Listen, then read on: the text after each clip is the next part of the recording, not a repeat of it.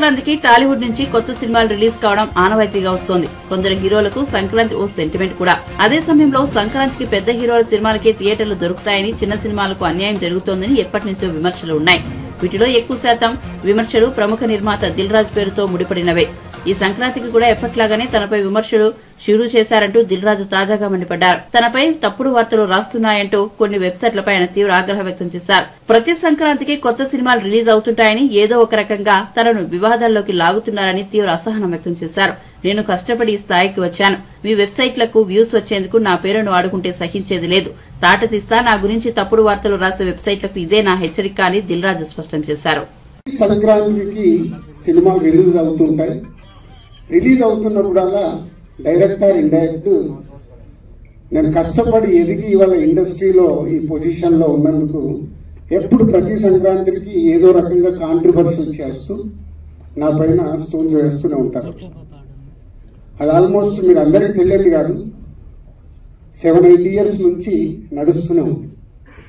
So నేను చిరంజీవి గారు మాట్లాడుతూ వారు ఎంత బాగా చెప్పారు, దిల్ రాజుకు తెలుసు దేనికి ఎలా ఏం చెయ్యాలి అని, ఇది ఎక్స్పీరియన్స్ పర్సన్ అని.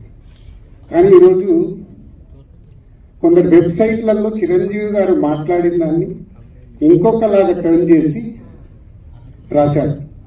అంటే మీరు నా పైన ఏదో రాసి మీ వెబ్సైట్ ఇంపార్టెన్స్ పెంచుకోవడానికి వేరే వాళ్ళు ఎందుకు వాడుకుంటున్నారు?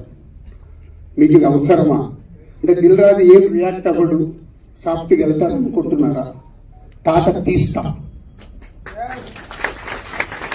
చాలా రోజుల నుంచి ఓపిక పడుతున్నాను. ఎందుకు సాఫ్ట్గా వెళ్దామని. సంబంధం లేకుండా పోనీ ఆ ప్రొడ్యూసర్ వచ్చి మీ దగ్గర ఏమన్నా మాట్లాడాడా? మీకు ఎంత దమ్ముంటే ఆ ప్రొడ్యూసర్ నన్ను స్టేజ్ పై పిలిచి కూర్చోబెట్టి క్వశ్చన్స్ వేయండి. ఎందుకు ప్రతి సంక్రాంతికి నన్నే టార్గెట్ చేయాలి?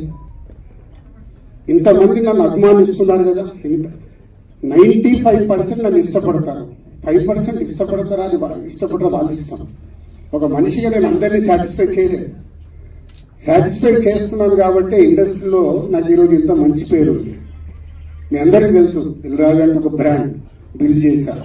వ్యాపార పరంగా వచ్చే కొన్ని కాంట్రివర్షల్స్ ని మీరు అడ్వాంటేజ్ గా తీసుకొని కొన్నిటికి వాడుకుంటున్నారు. అది 100% తప్పు. మొన్న జరిగిన ఈ సంక్రాంతి రిలీజ్ల గురించి ఛాంబర్ లో మీటింగ్ పెట్టి ఛాంబర్ ద్వారా డీల్ చేసి రవితేజ గారిని కన్విన్స్ చేసి ఒక సినిమాని సంక్రాంతి నుంచి జరిపాం. అది ఎంత కష్టం అది మాకు తెలుసు.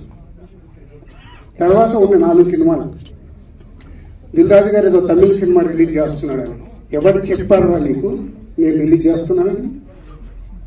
ఎవరు చెప్పారు? ఏదైనా ప్రూఫ్ ఉందా? నేను చేస్తున్నానని ఉందా?